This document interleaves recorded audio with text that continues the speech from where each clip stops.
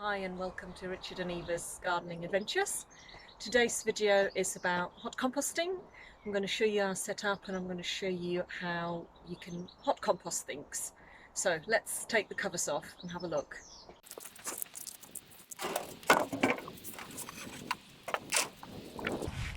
And the temperature is 45 degrees. That's really good. I'm very pleased about that.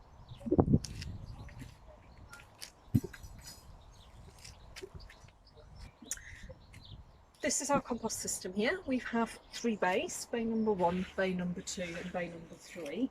You can see bay number 1 is bigger than bays number 2 and 3, and that's because as you compost and as you hot compost, things will shrink in volume. We've built this compost bin just using materials we had to hand. We demolished a shed and we had some of these nice big bits of timber, and other bits we just had lying around on slabs rather than on the soil, and I would have preferred it to be on the soil, but this is what we have available, so this is the best spot for it. It's under this nice tree and this hedge, a little bit shady, a little bit sunny, gets the sun in the morning, but it's a good spot for it and it fits into our allotment setup. So anyone can compost. It's not very hard. You just chuck all your stuff in and eventually it will turn into compost. But if you want to hot compost, there's certain things that if you pay more attention to them, you get the hot composting right and your stuff will turn into compost quicker. And that's the ratio of your greens and browns, and it's the moisture content. So let's have a look at greens and browns. What are they and what do they do? So greens are your nitrogen materials. So in our case, most of our greens come from garden waste. We have here, you can see, rhubarb leaves. We have some old bits of cabbage. We have some plants that are past their best. Weeds, we chuck all our weeds in because with hot composting the weeds just compost and the weed seeds get killed with a hot temperature. We have bits of grass here, and actually grass is a really good activator, so if you have a lawn, we have a friend with a lawn and we get grass from colleagues as well, that's really good. Grass heats things up very quickly. We also have a friend who's got chickens and we get the chicken bedding with the chicken manure mixed in, so that's also good. What else do we have? We have the wee bucket. So wee is a really good nitrogen material, so we put that in as well.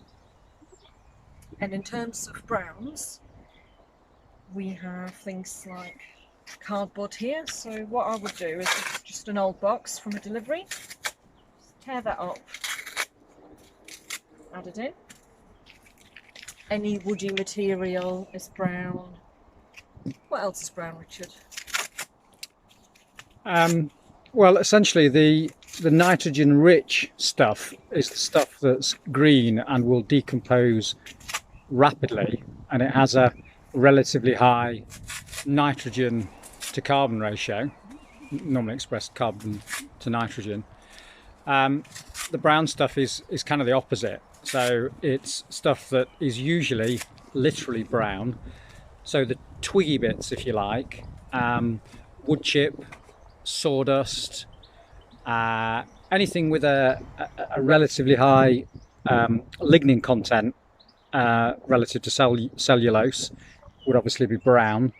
So yeah, it's that kind of stuff, and as Eva's suggesting, it's really important that you get the right balance of carbon and nitrogen in the materials that you're adding in order to get the rapid bacterial decomposition, which is the kind of process of hot composting. So it's reliant more on bacteria than worms. Worms play a really active part in composting at lower temperatures, but once you get into hot composting, then it's essentially a bacterial process. The worms don't make it.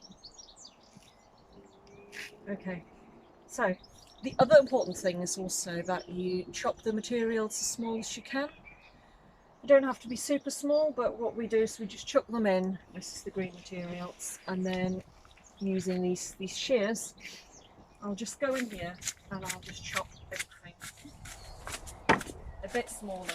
This is just to allow the bacteria to get in there, have more surface.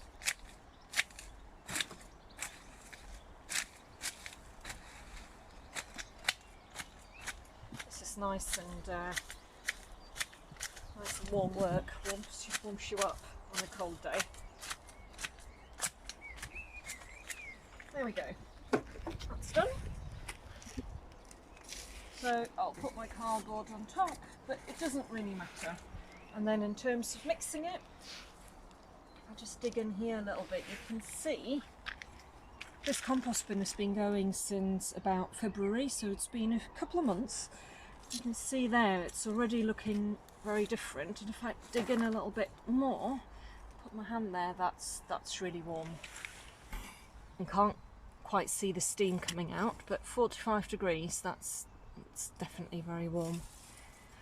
You can see the remains of the grass. Woodchip is the other thing we had actually.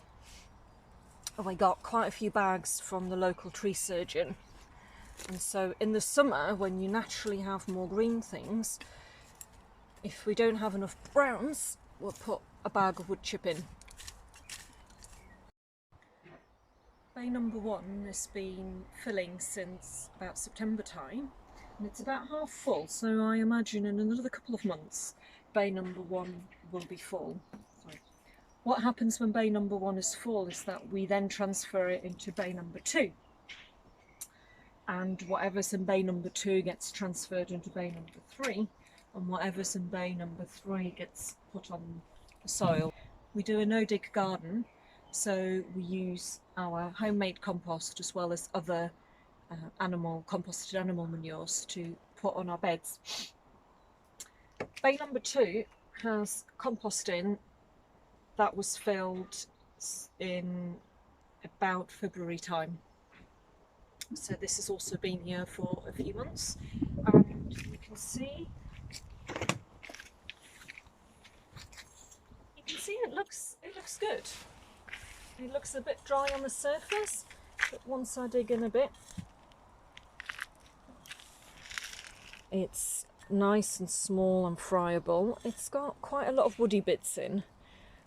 We weren't as careful about putting woody bits in as we should have been, so...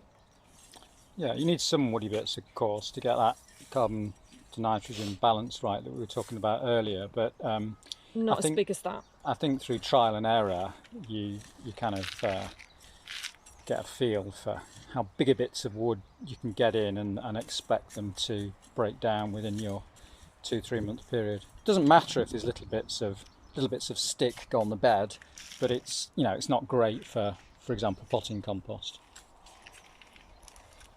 And then bay number 3 would have been the active bay 1 at the end of last summer.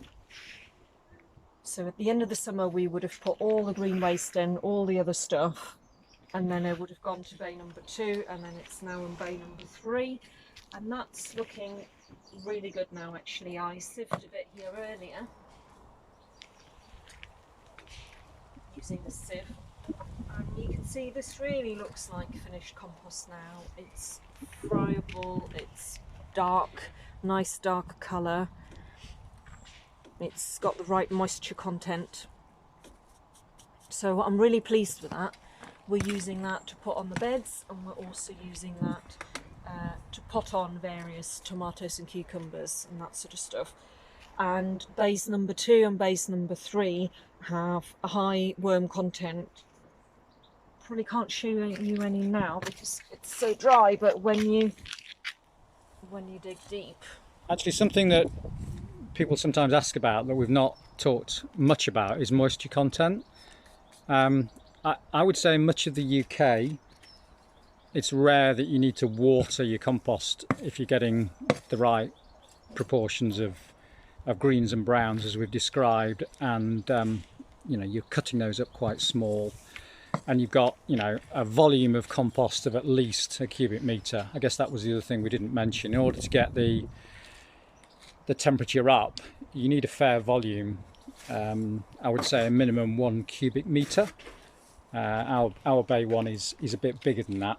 It's probably about 1.5 cubic metres. 2 and 3 are about a cubic metre each. So yeah, moisture content. Oh, there we go. There's the worms, look. So Eva's just dug, you know, perhaps 30 centimetres, 12 inches down, and you've got a load of these lovely red worms. They do a great job in terms of being part of the macro fauna in the soil and helping to break down and improve the soil's fertility, or the compost's fertility. So yeah, moisture content. As I say, most situations in the UK you wouldn't need to water. It's been exceptionally dry this April and early May, and we did actually add a bit of water to bay 1 a short while ago. Very, very different in warmer and drier parts of the world. We've been involved in permaculture courses in both Italy and Spain, and there adding lots of water to the compost is critical in order to get the moisture levels up to achieve rapid composting. So actually one thing that I haven't talked about is mixing or layering your greens and browns. Now, we're not too scientific about it. You can go into great detail about how you should mix those and how you should layer them. We chuck them all in and then we mix every so often, but particularly when it's cold, I like to come and mix things with a garden fork. Do you mean when the weather's cold, Eva, or when the compost has gone cold? When the weather's cold, but also when the compost is cold.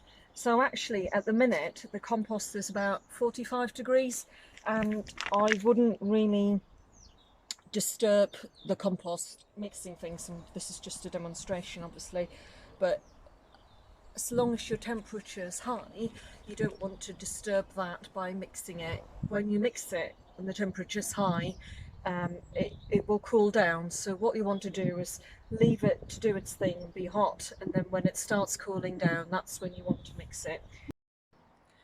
So it's taken us a while to get to this point where we're consistently hot composting, and by that I mean somewhere between 40 and 60 degrees.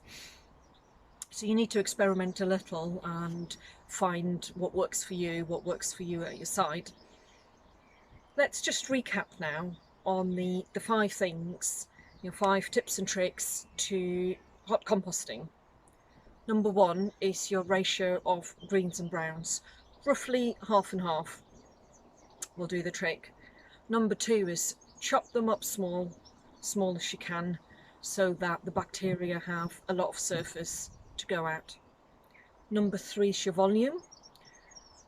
The minimum you need is 1 cubic metre. We've got about 1.5 cubic metres, and that works really well. You don't want it much bigger than that. Number 4 is your moisture level. Don't want it too wet. You want to put a cover on so that you stop the rain, and you don't want it too dry. If it's too dry, you need to add moisture to it, and you want to, when you touch it, you want it to feel damp but not wet. And number 5 is oxygen and aeration. This is an aerobic process, so by turning it either within its bay or turning it into the next bay, you're also aerating the compost and you're stopping it from turning into sludge. And that's it. That's my 5 tips for hot composting. I'll be interested to see how you're getting on with your own hot composting. What experience have you got? Let us know in the comments box, and if you like this video, hit the like button and subscribe to our channel.